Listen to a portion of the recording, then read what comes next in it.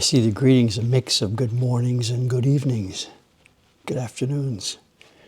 That's the way she goes. Ohayou gozaimasu from Asakusa in Tokyo.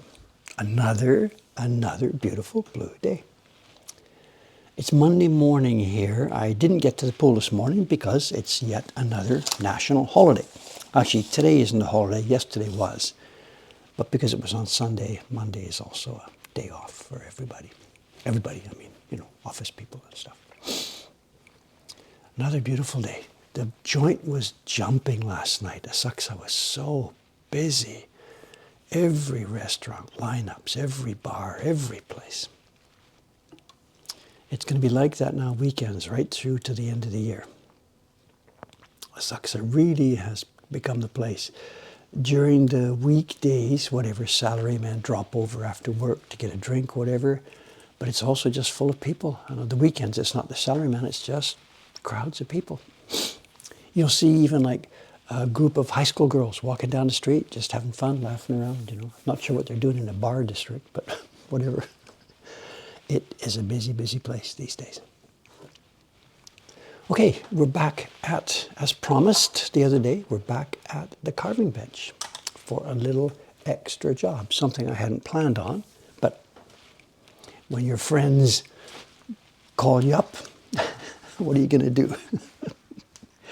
The job I did, the printing for the, since after my job is done, the prints have been handed over. Over the weekend, the people who are publishing this thing came over. I gave them 2 packs of prints. Out of my 110 sheets of paper, I only delivered 88 prints. I've got to confess this. This was kind of chaos for me. There's a bunch of prints that are left over that I felt I couldn't deliver, stuff like this. I struggled mightily with the registration because of the paper stretching that I wasn't used to. So we got lots of prints like this that just have too much misregistration to honestly go out into the world. That publishing company may actually easily send stuff like that. And in fact, I suspect that in their own, when they're dealing on their own, they send stuff like that with no hesitation. But I can't honestly give them to that. We're supposed to do 200, and Kawai-san, Kawai Atsushi, who's printing upstairs, he has a much less failure rate than me. He had 110 sheets of paper. He'll probably deliver about 100 sheets there. And two advantages there. One is he knows how to use that paper. He's dealt with it before when he was younger. He used to work in that kind of a workshop. And second is he was able to see my experience because I got going first on this. He was able to see what happened to me, what struggles I had, and he mitigated his problems. So his group will be better than mine. And he's still printing. He's doing the last color today. So in the next stream, I'll show you the result from one of his. And we're done. We're out of the way on that job. So our fear now is that they will come back to us sometime, and say, "Oh no, we loved the job you did for us last time. Can we do this again?" And I tried to make it clear to them that this was a real emergency and that we are super busy, and that we did this as a favor. And they yesterday started to talk about money. Okay, what's the price per sheet? And I politely blew them off. I said, no, this was an emergency to help you guys because of the hospitalizations. We don't need payment for it. Because if we get into that, if I set a price and take it, then they're going to come back and want more jobs. So, no. I know someone's asking about the paper. So, I know when you send work out to a printer, you're expected to get all the sheets back, even the no good ones. Now, I didn't. I kept those back. There's whatever there is, there's 23 sheets or something here. And I kept them back. That's against the rules. And I was debating what to do. Maybe what I should do is chop the corner and give it to them. I didn't do that because I suspect that when the smoke is cleared tomorrow, they're going to come and pick up Kawai-san's group. If they ask us about the resulting paper, then at this point, I will hand these over to them. If they don't ask me, I will just quietly trash them and put them away. I can't let them go out into the world because it's not my publication. And their fear is that, of course, that I've got them here so they will escape, Or we will sell them or something, which we won't do, but they don't know that. So the paper should actually go back to them. We'll see what happens tomorrow. What's a polite way of saying, please don't bother me again? Remember, there's nothing horrible that's gone on here. These people got in a jam, and we helped them. So I hope nothing I've said here is negative in terms of what they've done to us or for us. You know, they asked for a really, really, really big favor, and we bent over backwards to fix it. It's going to cost us, but whatever. What goes around comes around. You know. Anyway, we are here to do some carving, and I owe a chocolate egg to somebody. Maybe a big, big fat chocolate egg to somebody, and I don't remember the name. If this person is still here, I don't remember the name of the person. We had a stream on Saturday. I don't even remember what it was about. What was I doing? I was cleaning prints on Saturday, and I talked about the plan for making a print for my daughter's daycare center, or the daycare center where her kids used to go. They're now too old for it. And I posted a link to the daycare center's event happening next January. And what is the picture going to be? I didn't talk about it. I said, I couldn't remember what I said. Something, you know, we're gonna do a picture. And somebody in the chat guessed it. Somebody whose name started with an M. I don't remember. I'm sorry. Kind of chaos here. I don't remember what happened. But somebody in the chat, based on 0 hints from me, somebody guessed it. Is that person still here? His name started with M. Maduk. I don't remember. I'm sorry. If the person is still here or not, I guess. No, it wasn't Marc Laviolette. It was a shorter name, beginning with M. And they guessed what the picture was. This is not chosen by me. This is chosen by my daughter and sketched and created by my daughter. It's not a public domain image. She's stolen something from popular culture. And they think they're going to be okay with it because it's, you know, because it's just for a daycare center's little activity. We're going to do this. And I didn't even know what it was. I had no idea what it was. My daughter sent it to me. And somebody in the last stream said, Mendrak. Was that you then, Mendrak? K-pop demon hunters. Was it you that said this the other day? If so, take your big fat eggs. I don't know how you got that idea out of nobody.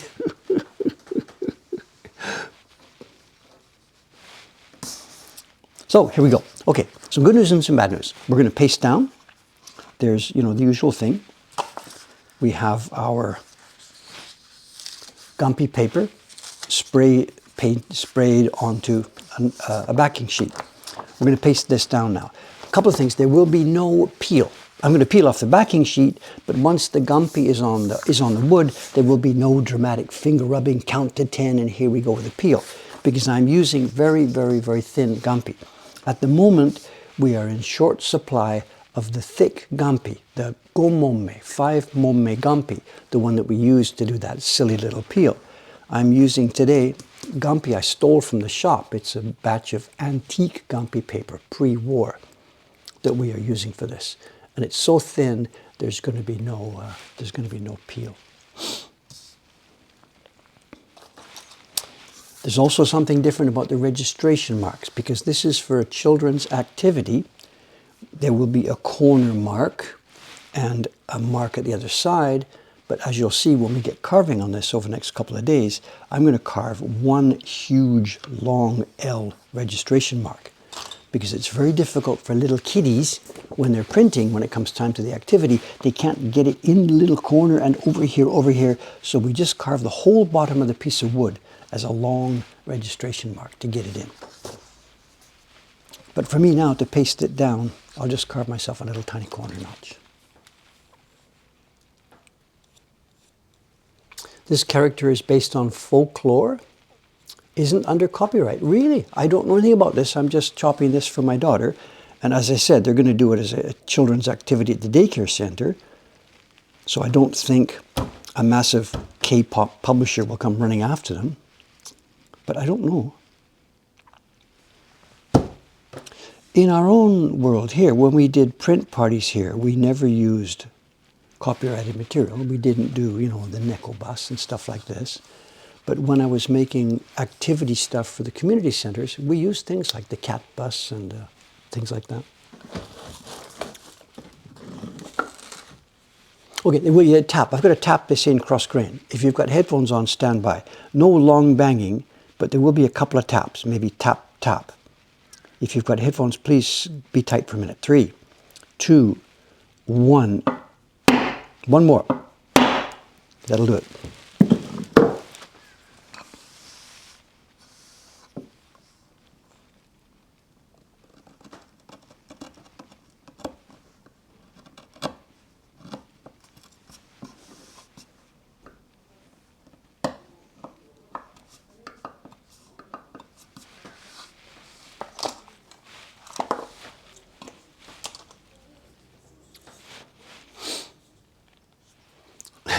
Jed has a print featuring this character, so it must be okay copyright-wise. Yeah, yeah.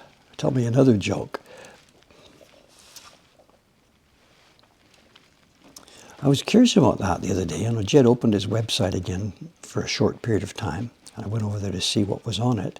And I was very curious that the Star Wars characters that he used to feature quite heavily seem to have disappeared from his website. So perhaps he maybe got a letter or something, I don't know. Or maybe just there's no demand for them.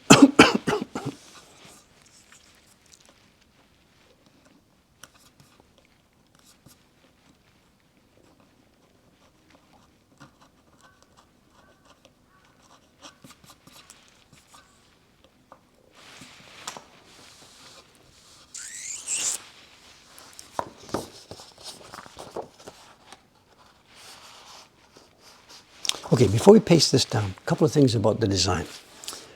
Of course, this cat thing or tiger or whatever it is, it's out there on the internet. There's all kinds of fan art. When my daughter proposed this project a month or so ago, what she had said was that she would carve it herself and get it all going.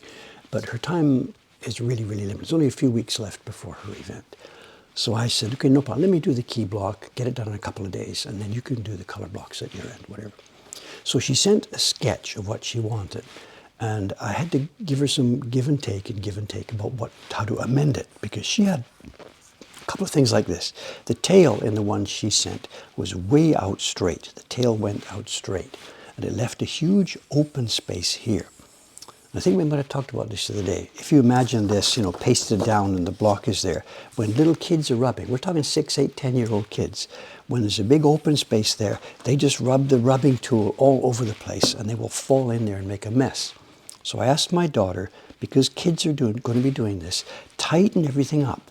Take that tail, move it over here to fill this space, so that when they're rubbing, you know, imagine this face down. You can't see the paper.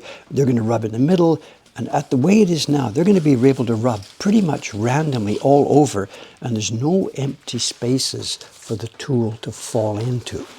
So that was the key thing that we learned over the years while doing these kids' activities. Adjust your image, put a border in there, put something in everywhere so that there's no holes for the tool to fall into. Okay, let's paste this down. We're going to need, because there's some fairly thin lines, we're going to use white glue. If there were no thin lines, we would use our honey type glue for this.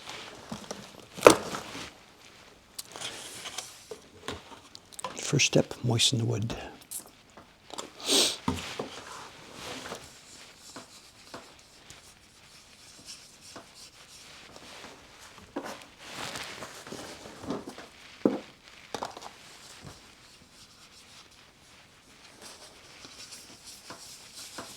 The wood block we're going to use here today, it's one that we made ourselves here at Mokuhankan. We buy chunks of trees, cherry trees, let them sit for a while, a couple of years, slice them up into smaller pieces, chop them up into smaller pieces, let it sit for a couple of years. Then at the last step, we slice them, have them sliced. We don't have a massive resaw ourselves.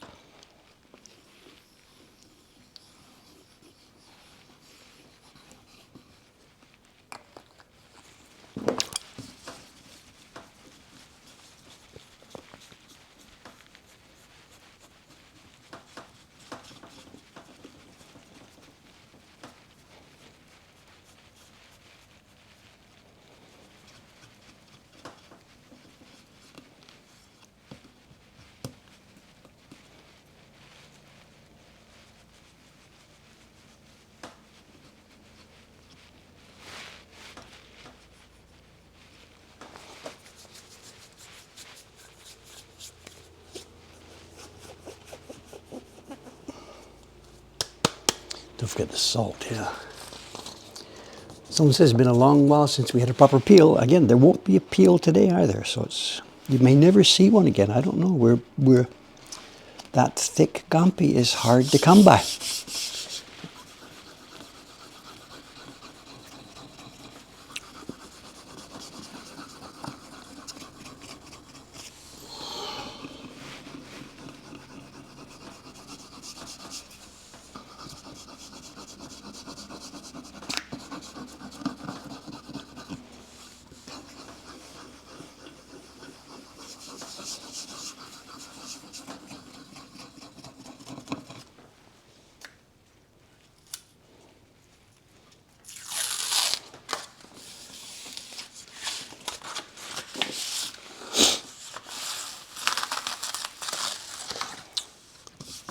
That's the backing sheet coming off. I think we'd had somebody on the stream here, was it last week or something? They were saying that when they pasted theirs down, it bubbled and bubbled and toiled and troubled. And it sort of doesn't, so I don't really know what they were doing. Maybe too much water in the glue or something, or whatever. And there we go. Some shavings will come off. You can see, look. It doesn't peel so much as fragments of the gampi will come off from the back. We can thin it down a bit, but there's certainly not enough for me to grab here and peel it up.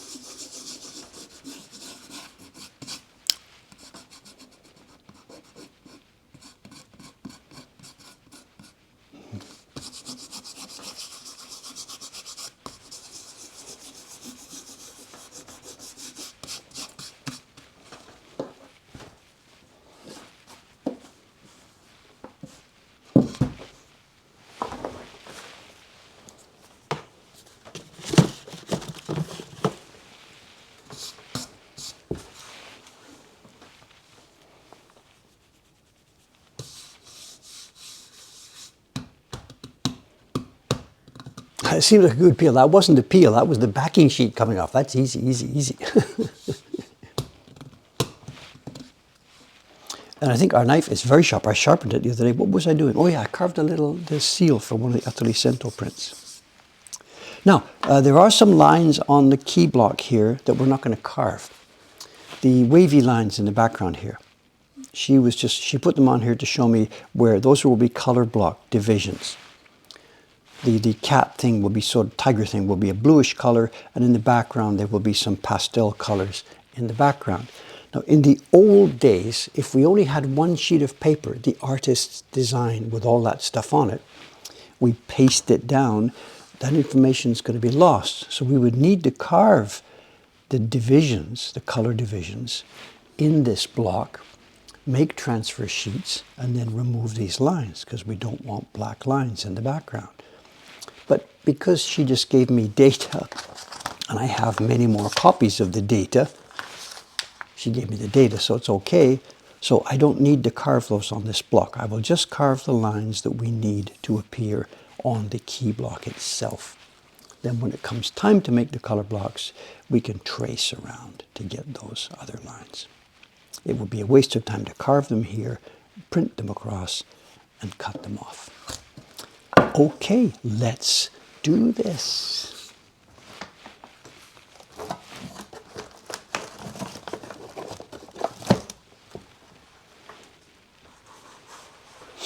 Where should we start?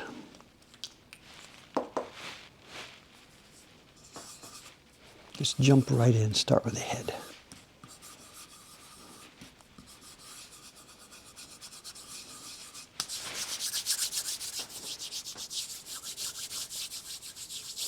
What does David do if his gumpy paper gums up the 7-Eleven printer? Actually, in earlier days, before I was better at getting the right spray and getting it all set, we did have that kind of an episode. I know them, they know me, we're good friends. It's okay, it's no problem.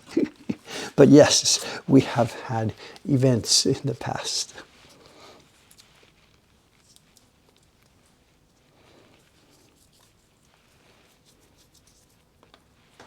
Do I need the URL? The activity this was going on, it's going to be happening in January.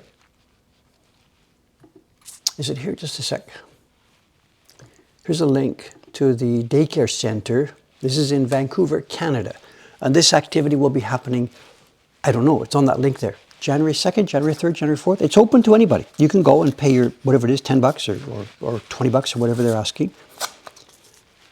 And if all goes well, if I finish my carving in time, send it to her. If she gets the blocks ready, this is the printing activity that will be happening at that daycare center.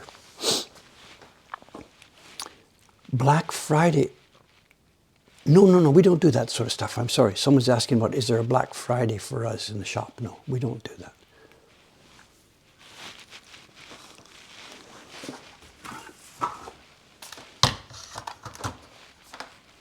We don't have stuff that like we're trying to get rid of. That's just not the way it works around here. Oh.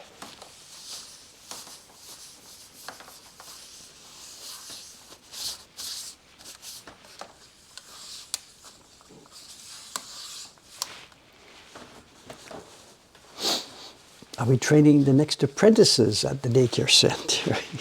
You phone. Okay, let's do this. Watch Dave break his knife the very first minute. I've still got ink under my fingernails from the printing the other day. That black ink was so pervasive. It gets on everything. So look at this. I've still got black ink under my nails. Not like it makes any difference or whatever. Let's zoom in.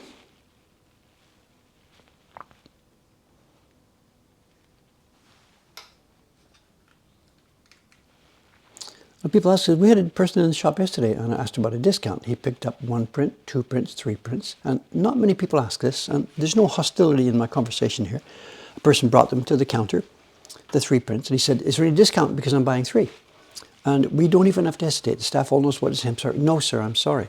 We don't get a discount when we're making them. To make 1 woodblock print, you know, you rub your red, you rub your blue, it takes whatever it is, X, 35 minutes, whatever, to do the rubbing for 1 print. To do the rubbing for 2 prints takes 70 minutes. It's double. There's no scaling for making woodblock prints. So if you've bought 2 or 3, thank you very much for supporting our work, but we can't, retroactively discount the printer for the work they did. For handmade objects, it doesn't make any sense. So we don't make a long explanation. We just say, I'm sorry, no, we don't discount, sir. They're handmade objects. And people just say, oh, okay. It's not a very thing, not every day. It's not constant requests, discount, discount, discount. There are people from certain countries that do that more than from other countries. But the staff here they know what to say. No, sir, I'm sorry.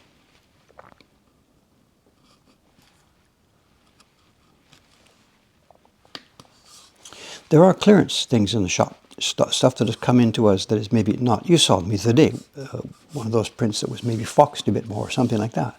So we've priced them at different levels. A print in our used shop that might be not the top quality, we price it correspondingly, But we don't price it with discounts.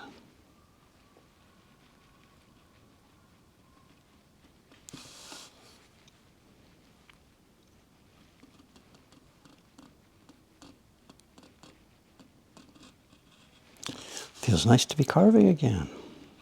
Back in the saddle. While I can still see to some extent.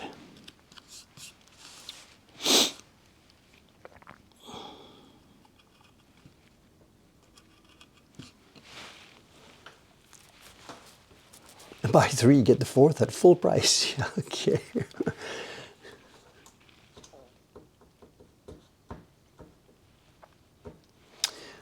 Nodal flowing. I think you're a bit confused about your question here. You're talking about the European equivalent of Mokuhankan, woodblock printing in the West, in Europe.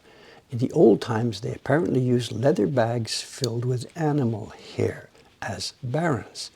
I suspect that you're confusing two things. There was a thing in the West when they were making prints called a Balen. We're talking about a German or Austrian word. Ballen. And it was a bag, as you're describing, a leatherish type bag or cloth or leather filled with something and tied at the top. And you will see engravings of old printmakers using this, tuk, tuk, tuk, tuk, tuk, tuk, tuk. At that point, they're not rubbing the impression. What they're doing, that's a tool to put ink. These days, modern people get a flat glass plate, put ink on and roll, roll, roll, and then roll onto the woodblock. In the old days, we're talking Gutenberg's day and whatever, the ink was on the plate, they dab it with this Balen, and then the ink gets dabbed over onto the plate, paper goes on, and you print. So I suspect that's what you're talking about there. But I don't really know what you've seen, so. And there's real confusion. The fact that the two names are so similar. People here in Japan, people who care about such things, or etymologists trying to figure out where the names of things come from, are really, really curious about that connection between the old German word for the ink dabber being so similar to the made-up Japanese word for the thing that rubs the back of the paper.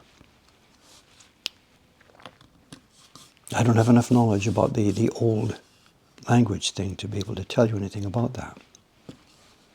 Michael Schneider here at Geida University in Tokyo. He's from Austria, Vienna, I think Austria. This is very much a topic of his. He has studied and researched this.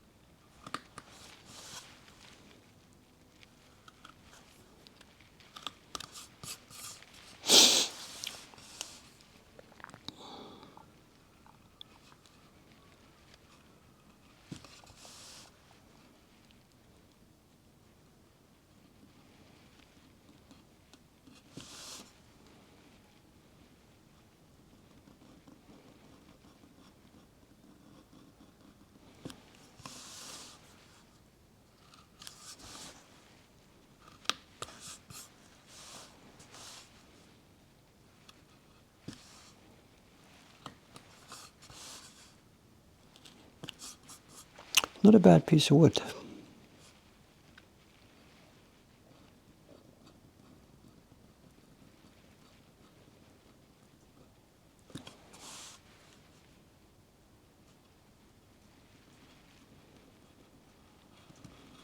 I spoke to Taran-san today. He was over here helping prepare some wood blocks for the New Year's card that we're making. And I guess maybe he's been doing some of this on his own stream, so he maybe talked to some of you about this already. The piece of wood that I sent him to make the New Year card, the key block, turned out to be way harder than either of us had understood or imagined. So,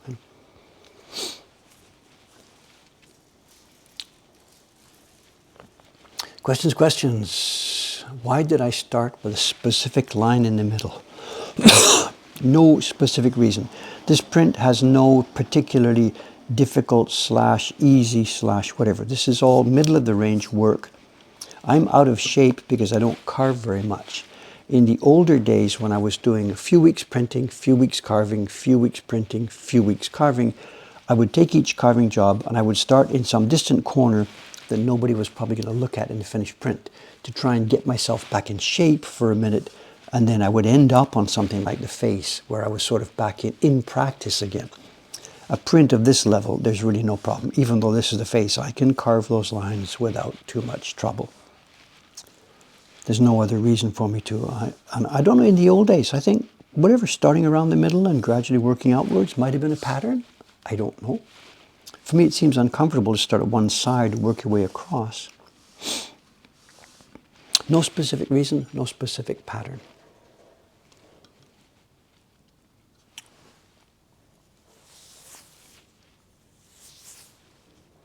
Paper is out for 2 printers, and one of them is already here.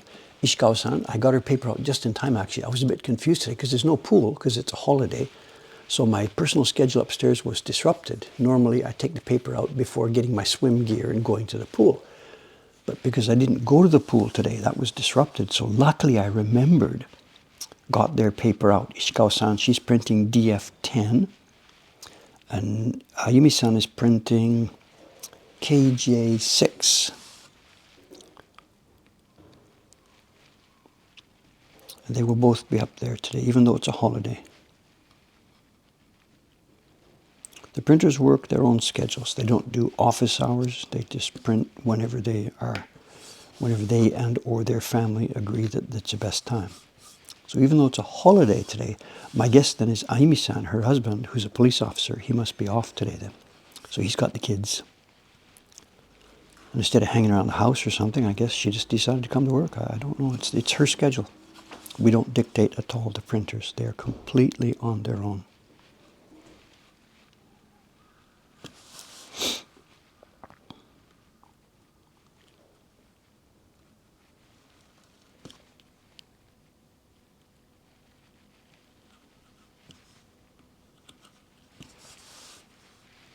And Kawai-san, Atsushi-san, he's upstairs now printing. I guess he's on his last day of printing on the Senshafada print. It's been a struggle for him too. So.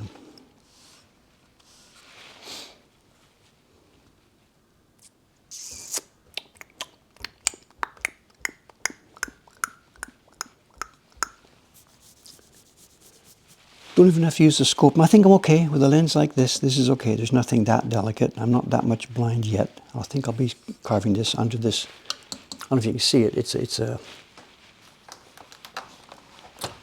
a desk magnifier like this. I've got a little stand at the bottom. It clips onto my desk I built. That's what you can see, what you're seeing when I sit back. The circle, of course, the overhead light is shining directly down through until I get my head in the way. So I don't think we'll be using a microscope for this one. Not sure.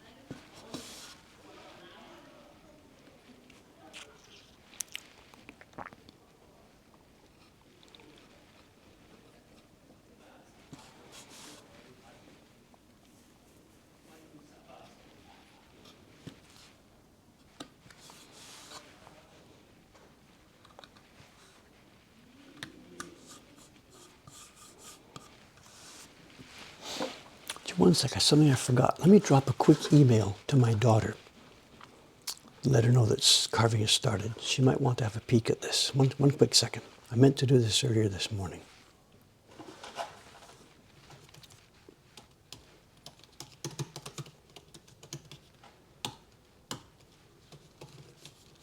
What's the URL here? HTTPS www, I think they want, twitch.tv/Japanese printmaking. Is that our URL? https://twitch.tv/Japanese.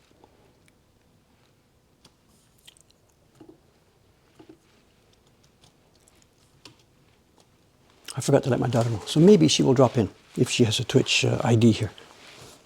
Tell us what's going on. Someone says email, not WhatsApp or SMS. I don't have a phone. I don't use messaging. I don't want people messaging me all day long. Someone's got a link. Thank you. I got that. Thank you. Yes. I should have just asked. URL, please.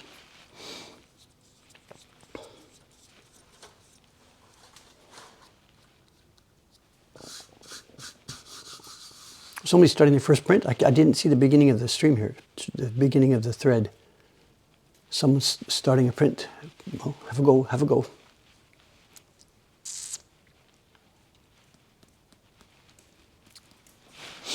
Anyway, Dave.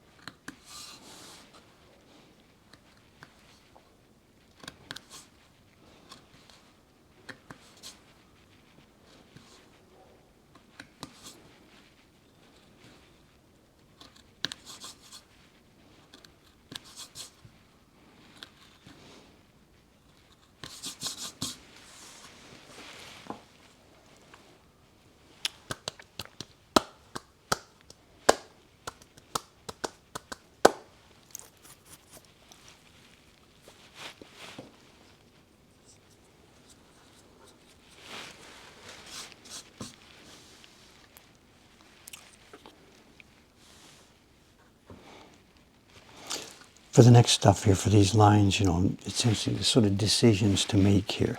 My daughter has sort of done this with a combination of pencil and brush and tracing and stuff. And for example, you can see there's a line here, and then a different line. There's like brush lines here. Do I clean this up into a more graphic ear shape, or do I leave her strokes? I think I'm going to leave it. She's actually made it, I'm not sure what tool she used, some kind of a, she's not very good with a brush, so I don't think she's used a brush. And down here, there's really no taste to the lines. They're just circles and stuff. But here, where there's some attempt to have a shape, I think we'll keep it. It's the same thing when we were doing the Hokusai prints 2 years ago. How many of the lines could we carve just as they were? How many needed to be adapted, shaped, cleaned, edited?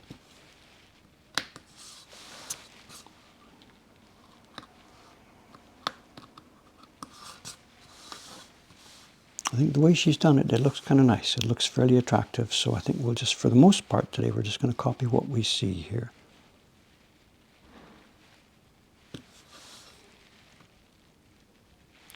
Also, I'm not sure what the schedule is. Today's Monday.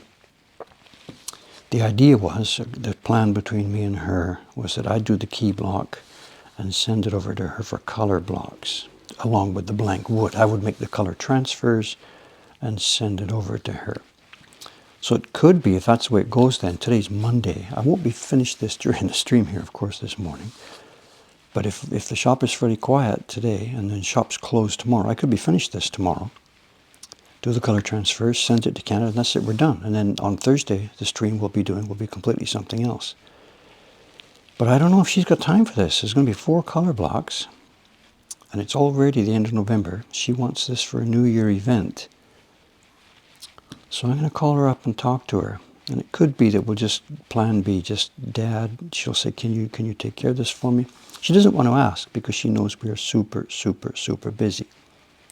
So I will have to put it on the table that, Fumi-chan, just let me do the color blocks. That way, you get on with your family and your Christmas activities and your business. And I'll just do it over the next couple of streams. As long as I send it to her somewhere in the middle of December, send it over by FedEx, she'll be good to go. So if we do that way then what it'll be is you'll see me carving the color blocks over the next few streams, because I won't work morning till night, I'll just work stream times. So we'll see how it goes. We may be seeing a lot of carving in for the next couple of weeks on this set. And that would be more fun, I think, for the stream, for the people watching the streams. You can see the steps. We'll see how it goes. It's up to her schedule too.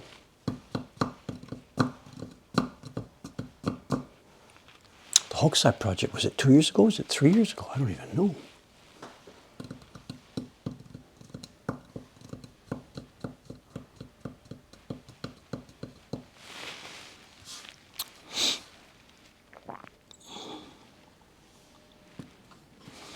These sound in the background, if the outside audio is on, the sound you're hearing is the vacuum cleaner at the hotel. She's not consistent enough for us to set our watches. Sometimes she's there at 8:30, 8:35, 8:40.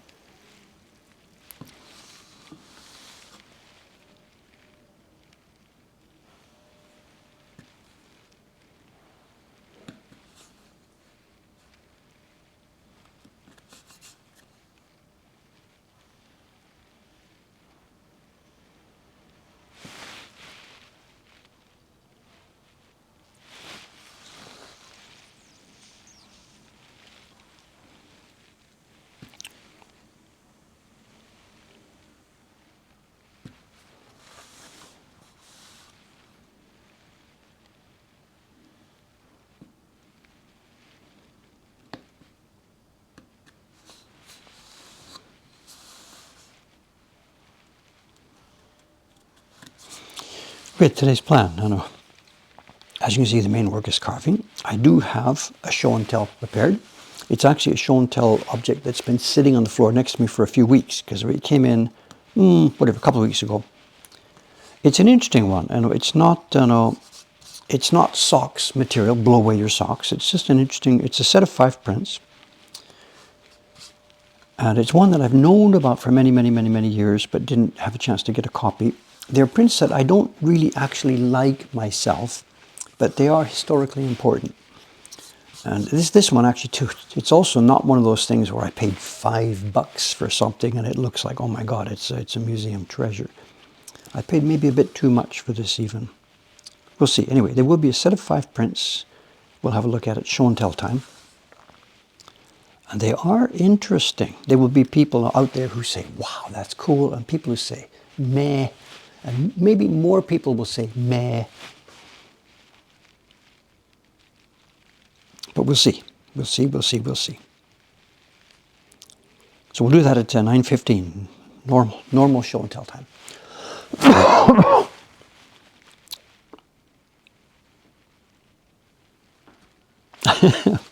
Is that a high quality advertisement? Stay for the show and tell, and you can see meh. Am I good at promotion here?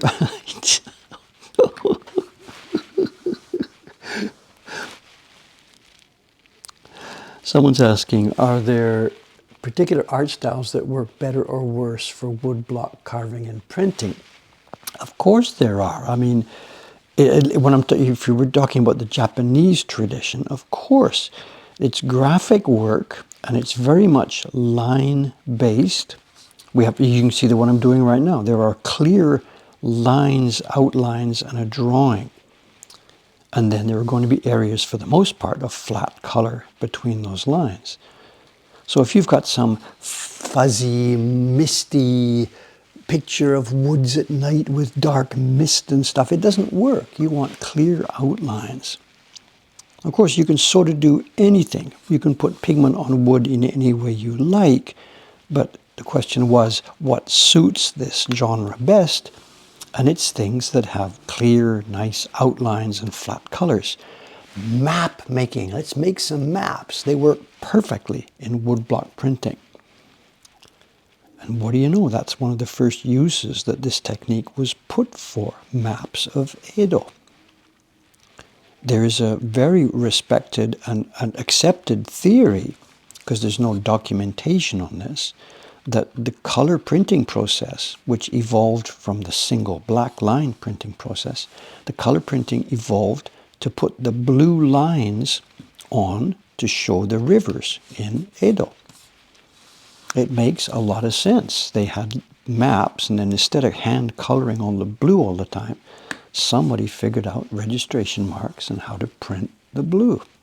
Saved a fortune in river painters. All the river painters were suddenly out of work.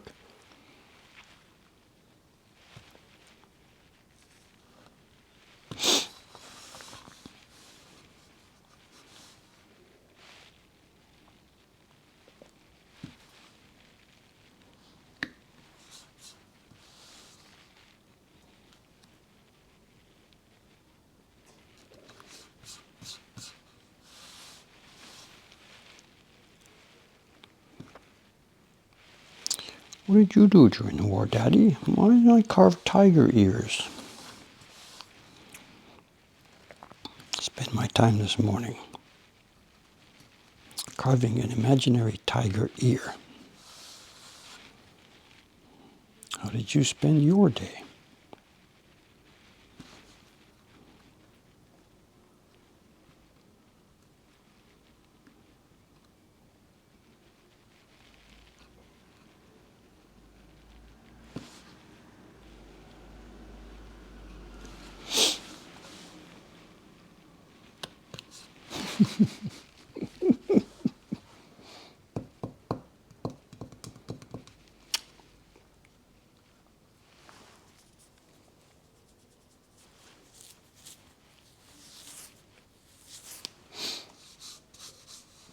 How did you spend your day? Watching some dude carve imaginary tiger's ears. Yeah.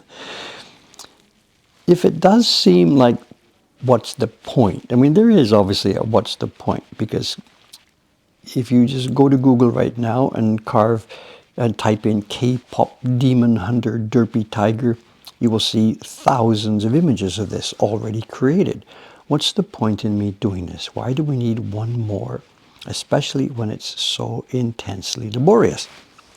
There's a very, very, very good answer. And if you were at the event, or if you will be at the event in early January in Vancouver, and if you could see the kids' faces, these wood blocks will be on the table, moms will be there, my daughter will be there to help. They will throw pigment around, people will rub stuff all over these pieces of wood, and your 8-year-old kid will pick up the piece of paper and, oh my God, he did it himself, herself.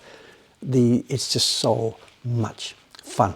You can't buy this. It's just so much fun. I mean, woodblock prints themselves bring pleasure to people. We see this every day in our shop. But this particular project that's going on is going to be for a bunch of kids fooling around who have never seen anything like this before. They're going to be able to make a picture that looks so cool. It looks professional, and they did it by themselves. You know, they rubbed the pigment on. When they get to the table, they don't even know what's going on, and they walk away 10 minutes later with, I did it by myself, you know.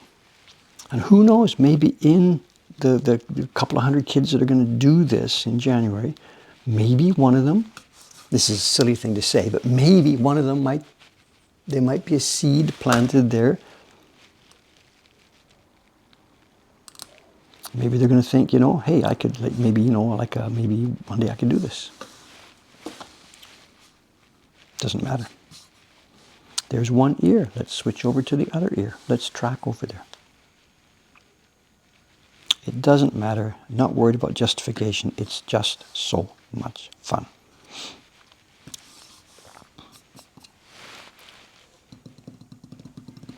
Have I ever worked with linoleum? No, no interest in it. It's a very different mood and feeling. I mean, I'm saying this just from observation. The appearance, the finished appearance of a nicely made traditional Japanese print has such an incredibly different mood from the kind of prints made from other processes, etchings or linoleum prints or whatever. And it's really hard to describe in words here, but if you have had some kind of close-up experience with a nice Japanese print, holding it and looking at it in the light and feeling it. We had a bit of this experience yesterday in the shop. There was a couple in. They came in about 2 weeks ago. They're a couple of young, they're doctors actually. And they've been supporters of our work for a long, long, long time. Since like they were medical students. And the conversation is like, they were subscribing to some of my prints while they were still medical students, building up debt, you know, which they still have and whatever, you know. We had a good fun conversation about this. Anyway, they were back again yesterday. They had come on their first day in Japan a couple of weeks ago. And I guess they're leaving. They must be gone by now. This was yesterday morning they came in. So they're leaving today. And they came in to say hello again, say goodbye. Really, really wonderful supporters of the work. But as it turns out that when they had been in Tokyo, while they were in Tokyo in the past couple of weeks, they went to a small hokusai exhibition. I forget where it's at. It's at a little unknown place. Foreigners don't even know about this. It didn't get good publicity in the English language press. It got covered really nicely on NHK and in the Japanese media. So the exhibition was full of Japanese people. And there was a bunch of Japanese prints. There was a bunch of hokusai stuff. And it featured a lot of hokusai books. And they weren't able to touch these things in the exhibition, but there were some old hokusai books, 100 Views of Mount Fuji, and some other stuff that were there. So when I heard them talk about this, I was asking, how is it possible they could exhibit Japanese books? Like they can't turn pages, whatever. And it turns out that the ones on exhibit were pages that had been taken out, ripped out, cut out of books, you know. So this was my opportunity. I said, hold on a minute, you got a couple of minutes? So I went upstairs to the collection room and I grabbed a couple of books, you know, Japanese, you know, hand-carved woodblock books. Not the same expensive, wonderful stuff that they had seen in the exhibition, but anyway, a book. I passed this to him first, passed it to her, and it's useless to talk about this because if you've never held in your hands a Japanese book from the Edo era, the kind of stuff you've seen, you know, it's got the open pages, it's got the string binding, the paper is very, very thin. If you've held one of these, you know what I'm talking about. When you first hold it in your hands, it's way lighter than you expected. It hasn't got any heft. It's light, it's delicate, it's just, oh my God, there's just, you know, whatever. It's an experience that you don't have any other way. You're all familiar with books. You know, a book is a book, whatever. You've seen a book. They're heavy, they have heft, they have weight. If you imagine somehow a book made with the most delicate tissue paper, and it's... Anyway, so his face, I gave him this book and he picked it up and... if he wasn't hooked before...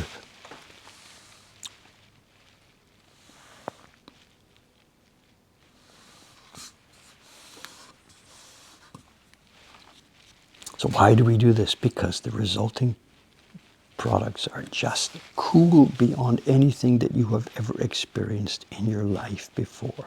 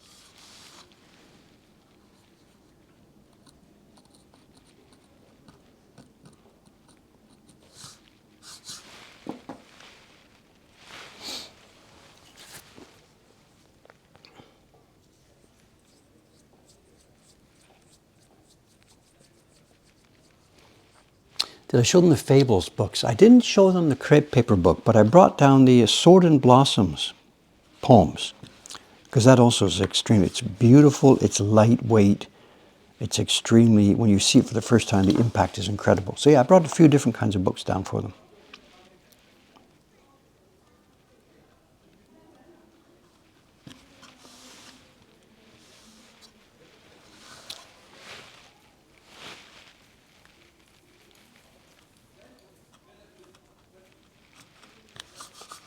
And this is all part of the plan, of course. You know, the thing we're trying to build, if I'm going to actually be able to get this off the ground for next year, I don't know. The construction, hopefully, the construction company, I'm waiting on them now to bring me their estimate for this first step in the construction, the office space up on the 3rd floor. If the estimate is reasonable, and if it looks like I think they can actually do the job, we'll move ahead. First step will be 3rd floor office. Then move the Ayano-san and her crew up into that office. Then renovate the office at the back of the 2nd floor to be the main office for the collection. Office and storeroom for the collection. Then begin renovation of the 2nd floor into the gallery exhibition space. And then when that's done, rebuild the staircase so that there's an internal access from the shop downstairs to the collection upstairs. And if all goes well, all this will be up and running by the spring. If. And we'll see. And then the experience yesterday of me like running upstairs to get a book and grab it and show somebody in the shop, that kind of thing will be a daily occurrence. It will be just happening naturally upstairs. If.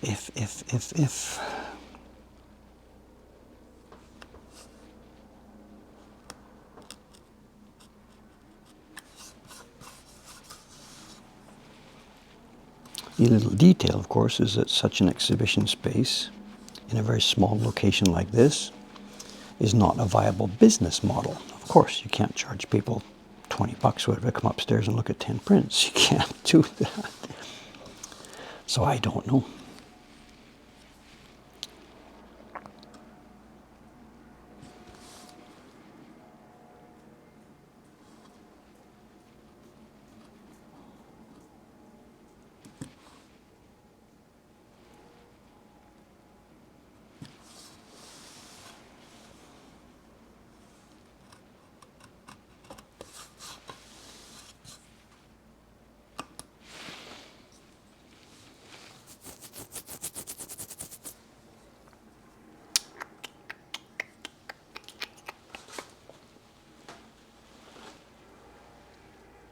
Whatever happened to the empty space in the other building our landlady had available? Did it get rented out? I haven't heard about it. It's over at Kappabashi. It's about 10 minutes walk from here. We didn't want to take it because it was too far away. We would love to have that space if it was anywhere closer. If it was within 3-4 minutes walk. We desperately need storage space. So yeah, we would have rented it from her. But it's too far away. It's just too far away.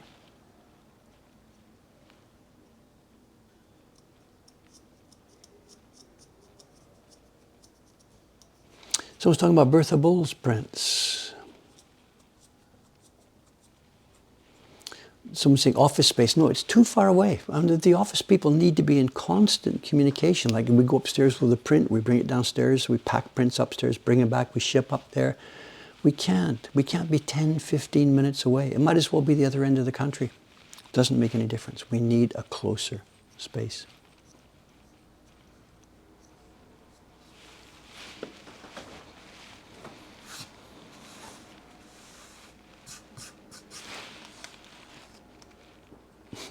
You're talking about Bertha's prints.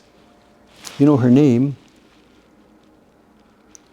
before she married to Mr. Lum.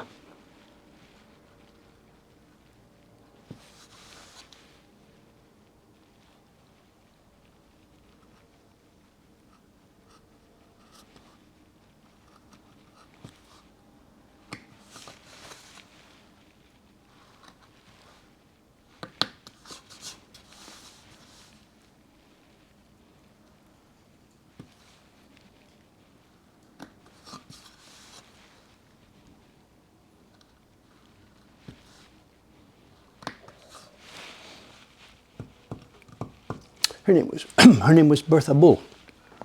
Not there was a Bull as a common name, so I can't claim any relationship. Whatever. Very common name in Britain.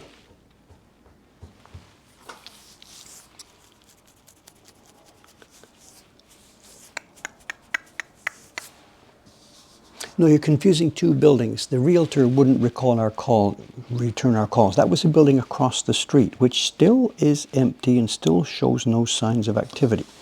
That's the old Ninja building. So don't confuse two things here. The Ninja building became available.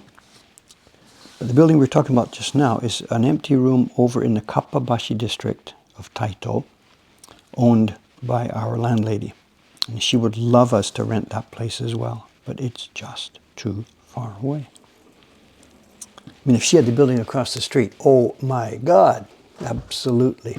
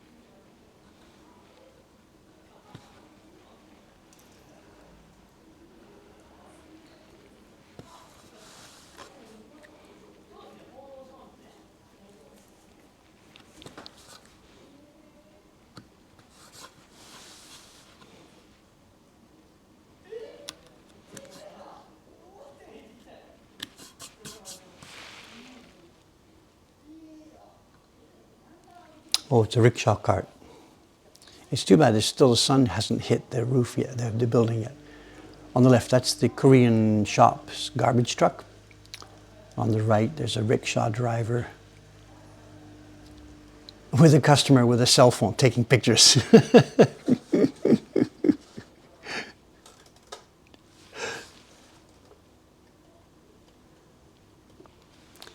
Sitting there, you're on a tourist travel trip and all you can do is look at your phone. Even if you're taking pictures, you're not seeing the stuff. Or if you're scrolling Facebook, you're not seeing the stuff. Why would you come here and just take pictures? Aha! We see it all the time. I'm not exaggerating. People will be in these rickshaw carts going down the street and they've got two phones. One in each hand. The guy's explaining, they're saying, "Ah, so desu ka," and they've got two phones. I can't see what they're looking at. Maybe one is taking a video and one is scrolling Instagram. I don't know. And they're in the middle of a tourist event.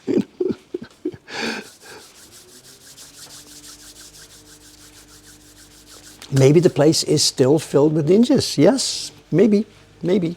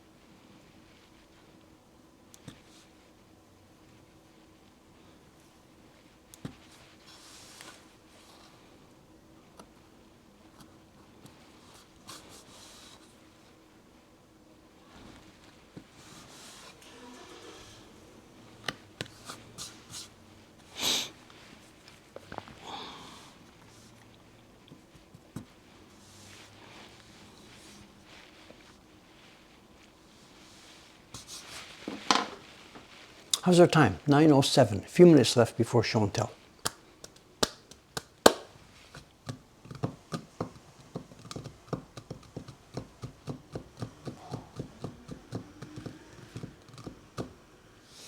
Did all the Sensha for the print work get finished? My group is done and delivered. Kawai-san is still, he's on the last day of work of the second half.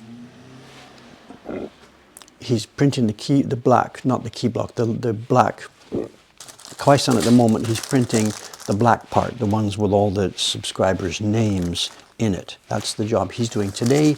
When that's finished, he will dry them off. They will dry overnight. And tomorrow morning, we will deliver. So the job will be over as of Tuesday morning. Any plans to reprint the Jed Henry manga? At the moment, no, I'm sorry. It's just no plans, I'm sorry. It's not so much in demand. We had, well, we had it in print for a long time, and the last sort of 10 copies or something that we had took years and years and years to move. So even if we reprinted it now, it would just take too many years to sell. And we can't justify the printing when so much higher demand work is waiting. So I'm sorry, that one is sleeping.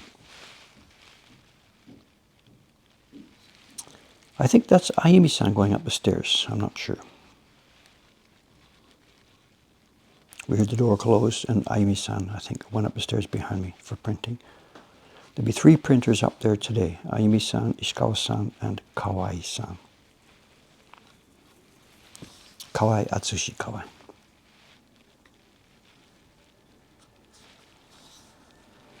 This is a nice hard little piece of wood, you know.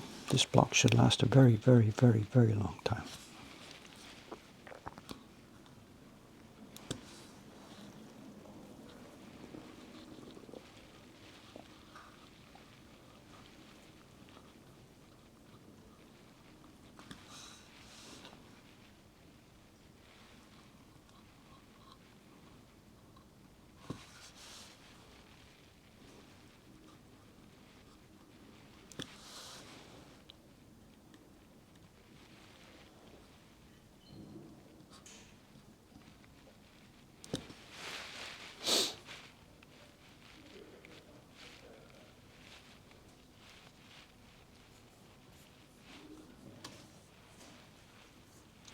Rumor has it that the wave backlog is measured in 4 digits. It's been measured in 4 digits for years. It's in 4 digits, and the first digit isn't a 1. It's not a 2. Just jump to it. It's now approaching 8,000 people. It's done. It's gone. It's cooked. It's finished. Don't even bother. Tell us when it gets to 5. Let's pull up the number. I don't know what the number is. What's the number? I shouldn't talk about this, whatever. It's just become more than a joke. It's no longer a joke. It's just the print waiting list for Great Wave.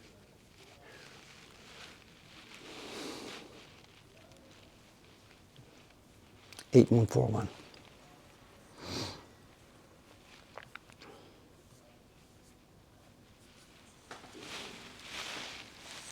It's a joke, and I really need to shut down the page. Just say, this thing is history.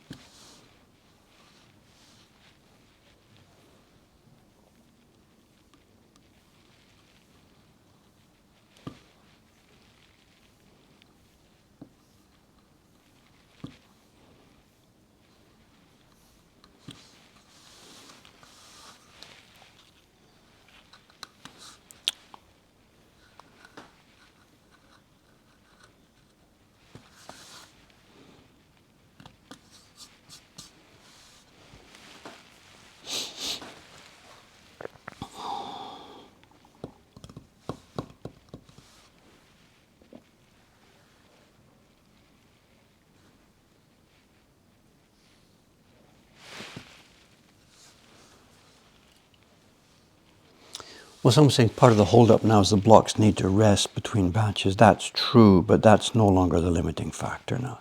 The limiting factor is there's only one person in our printing crew who is capable of doing a really good job on that. It's a difficult set of blocks. This is Chiharu Kawai. She's the only person on our crew who can do that. And we can't make her into a permanent Great Wave printer. She did a batch of Tagonura recently. She's doing a Ukiyo-e Heroes print right now this week. She has to be, we have to give her a variety of jobs. She can't just become a permanent Great Wave printer. It'd drive her crazy. She'd quit. There's just no answer. She would just quit. Money, irrelevant. You can't just do the same thing over and over and over again with no respite. We pay her very well for this, but she doesn't want to do it all the time. Of course, neither would I.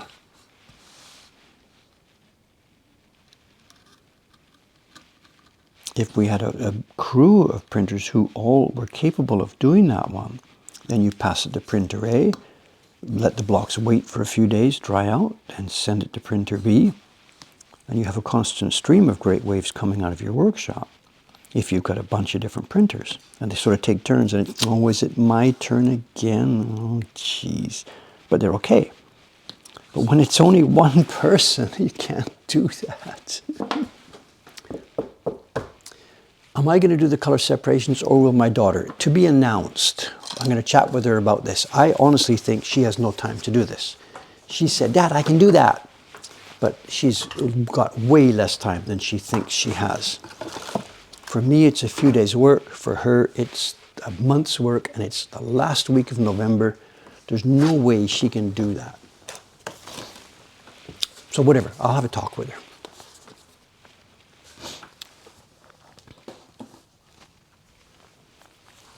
What are the odds if you order your Great Wave today, when will I receive my print? The odds are simply you would never get one. There's just nothing else to say.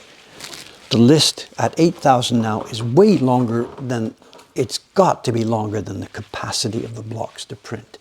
We've printed 3,000 copies. The blocks are looking good, but they're not looking that good.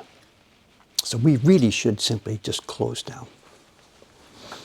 Is this 8 views of cats?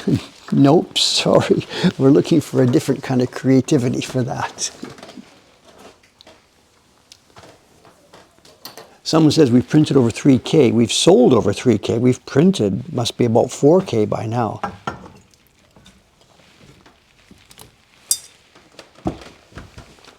Or, I don't know, 3,500 somewhere, I don't know. Tom's comment here, we get this in the email. We get this. Just the other day there was an email said, I see the waiting list, I see there's a waiting list for the Great Wave, but instead of going on the list, can I come in the shop and pick it up? My grandfather's birthday is next week and I'd like to get one for him. Can I come and pick it up in the shop?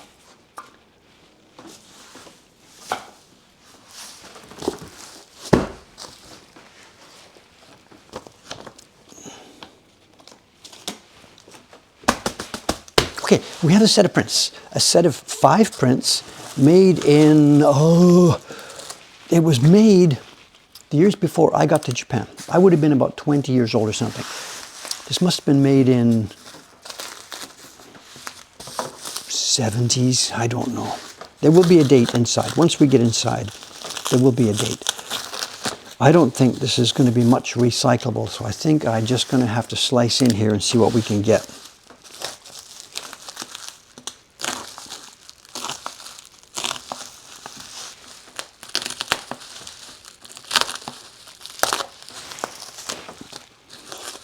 Okay, this is actually, those of you who do the layer counts, there's 2 layers here because we have a layer of that, I don't know, wraparound plasticky stuff.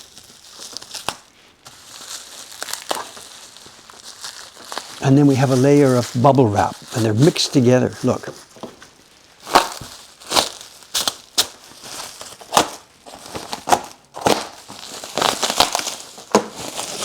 Plastic, plastic, plastic.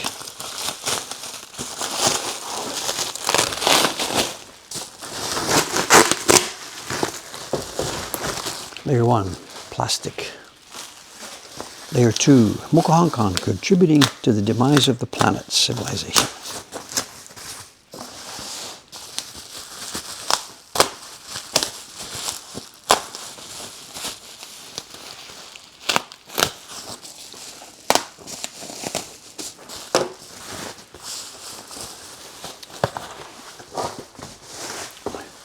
2. Okay, that's it. This is now the product itself. So this is not a packing layer. This is the product itself. It says it says Sakamoto Hanga. And what we have here, Sakamoto, I think the name is pronounced Hanjiro. Oh, there's more packing. Whatever, this is internal packing.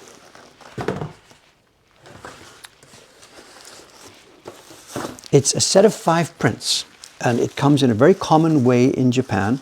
There's a folder which have the prints, and then they include also a frame. And what we've got here, one of the prints is probably, yes, one of the prints is in the frame. Paper, paper, paper, paper, paper. If you're counting internal layers, I don't know. That's up to you.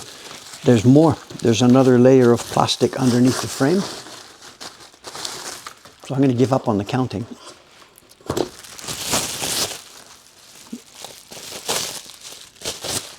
Okay, it's a set of 5 prints. So this was the way it was marketed, as a set of 5 prints in a folder and in the frame. Sakamoto Hanjiro. And it's the, Chikushi Gokei. The 5 views of the, I guess it's Chikushi. I really don't know how to pronounce this. It's somewhere in Fukuoka. This guy was a yoga sensei, meaning he was a Japanese painter. We're talking about the first half of the 20th century. He must have, maybe Hiroshi Yoshida's era. This guy would have been born in late Meiji, worked through the first half of the 20th century, died somewhere in the post-war period. Sakamoto Hanjiro. Saku Chikushi Gokei. And it's Kato Hanga Kenkyujo.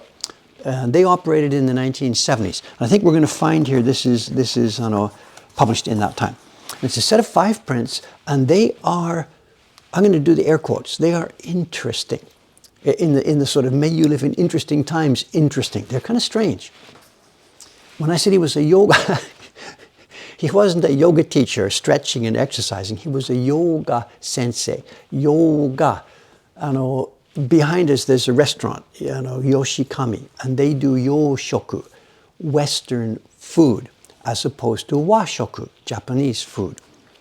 Oh no, maybe no. Okay, John, I need some help here. Sadako, is she watching? I don't know. We have washoku, clearly Japanese food, and then yoshoku, and I said Western food, but I think it means sort of not Japanese. No, it must mean Western food. So yoga is Western painting, which is what this guy did. And that was his thing. He was a noted, in his day, a noted painter in Western styles as opposed to Nihonga styles. Sadako says it's Tsukushi Gokei. Well, it's part of Kyushu. He came from Fukuoka, and it's part of northern Kyushu. So, yofuku, Western clothes. Yes. He's not a yoga sensei. And the prints are interesting. There's sort of, in one sense, there's nothing there. And I'm not sure who to compare them to. What we're looking at are woodblock prints made, it must be made after his death. They're prints made of paintings. He can't have designed these as prints because he was gone by then. There must be a date here. One sec. Let me get in here. Maybe there's going to be no date. One sec. Is there an explanation sheet? There's no date. Showa 40, Showa 42. I would have been about 20. So 1971, somewhere around there. These are a known set. It'll be out there. This will be a known set of prints. I'm going to guess early 1970s. And they're interesting. They're minimalistic landscapes. They're nothing like the Shinhanga. They're nothing like ukiyo-e. They have a huge amount of open space where nothing much happens. And if this was a student handing in a job to you, I would think I might say, well, you've done some interesting things playing with color and texture, but like, what are you trying to say? What's the message? You know, I might want to ask for more content. We have a tiny bit of foxing here. Oh no, it's not foxing. It's got an actual spot in the middle. That's maybe, you know, rust. We'll see.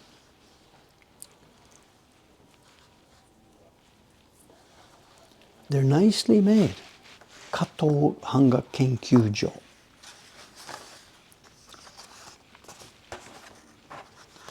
This one, for example. Oh, that first one wasn't glued in. This one's glued in. Like, what am I looking at? What's happening here? These are landscapes of a known place, that area in Fukuoka. But like, what is this all about?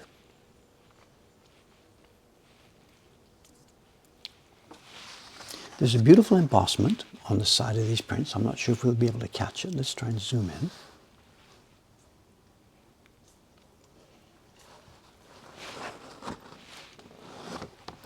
There's an embossment from the publishing company. Oh, it's Hammoto. It says publisher, Hammoto. Kato Hanga Kenkyujo. It's the same words that are on the outside cover. And this must be the seal, I guess, of the designer. It's Sakamoto Hanjiro, but I'm not quite sure if I see that here. No, I don't. And there's no information about carvers or printers.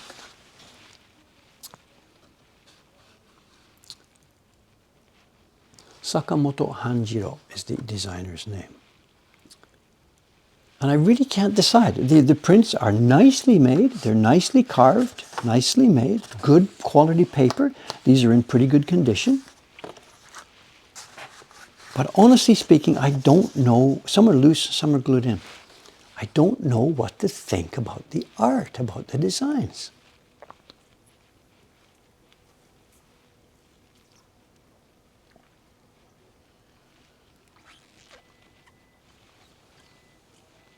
Someone says, my ability to read that is astounding. That's pretty common garden kanji, you know. There's lots and lots of things that I can't read, but that is a little bit easy. Look at this. What am I looking at? I don't even know what I'm looking at.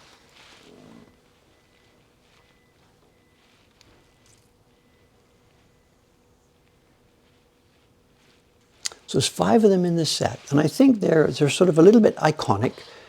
I'm a little bit in amazement that the publisher, Kato Hanga Kenkyujo, I'm a little bit amazed that they would have actually published these. I don't know who their target market was. I guess the local Japanese domestic market. None of the explanation material is in English. There's a frame included, so they would have sold it as a set with a frame. You put it up on your wall.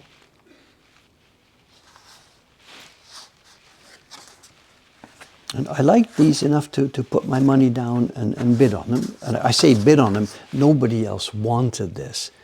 And again, I paid probably more than I should have paid. Let me get the auction link here. This was a few weeks ago. And as I said, this is not one of those deals. I paid 30,000 yen for these. It's a rare set. They're in good condition. And I really wanted them to be represented in our collection. I will take this one out of the frame, of course. We'll put it back into the packaging.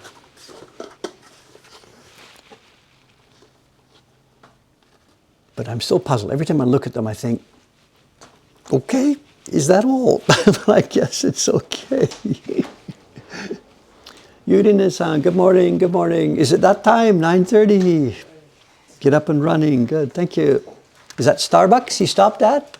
Well, Dave stops at Lawson. You're a higher class than me. So.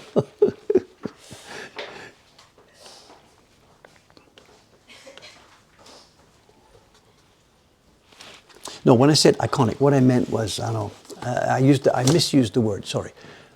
Not iconic in the sense that a great wave is iconic. I meant I can't find the word, what I'm trying to say. We all know about this set. We're a bit curious how it got published. It's a thing that people sort of respect from a distance. It's a known thing. Oh yeah, that set. Yeah, yeah. Oh, you bought that. Oh, I see, I see, I see. I don't think I would have bought that. You know, it's that set that we think about. Like, how did this get made? You know. So I used to work iconic in the wrong sense. Not iconic. It's a bit of a puzzle. Whatever. Sorry, misused the language. And what was the price? So 30,000. You said, no, nobody else bid, so I didn't win this at an auction. Simply, I chose to buy it. It had gone, the price had gone round, the auction had gone round and round and round a number of times.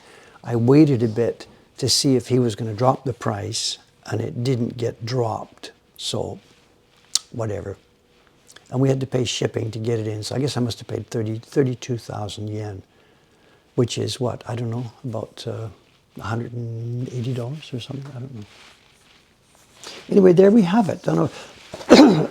There are photographs of these online here and there, but not good pictures. So when we get a minute, we're going to pass this to the staff, get some nice pictures made, and get these up and out into the world where people can get more familiar with them. Oh, good morning. Mori-san. Wow, and again, second time this month. Yes. Thank you.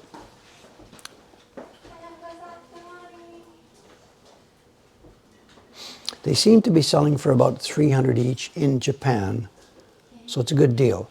I guess, whatever, as I said, I didn't buy these for sale. I paid a bit more for them than I kind of wanted to pay, but they do seem to be in good condition, and a full set coming up is rare. You see them one by one, but a full set is rare. Okay, I think that's it for today. Excuse me. So today's Monday. I'm not sure what's happening. My guess, and the way I want this to go, is that I will still be carving on this block set for the next couple of streams. So I'll probably be finished the key block by Thursday, but I might be doing one of the color blocks. If my daughter insists that she's going to do it all herself, then that's it. We won't be seeing these anymore. We'll be doing something else on Thursday. I think there we are. We'll leave it for there. No sunshine on the street yet, but we're going to have bright sunshine here for most of the day. Just we're still in the canyon shadow of early morning in Asakusa. Okay, thanks very much for hanging out. I hope some of it has been worthwhile. See you in a few days. Signing off. 3, 2, 1. Bye for now. Oops, somebody else. Who's this? Oh, Woodblock-san. We got a full house here today. Bye for now. Thank you.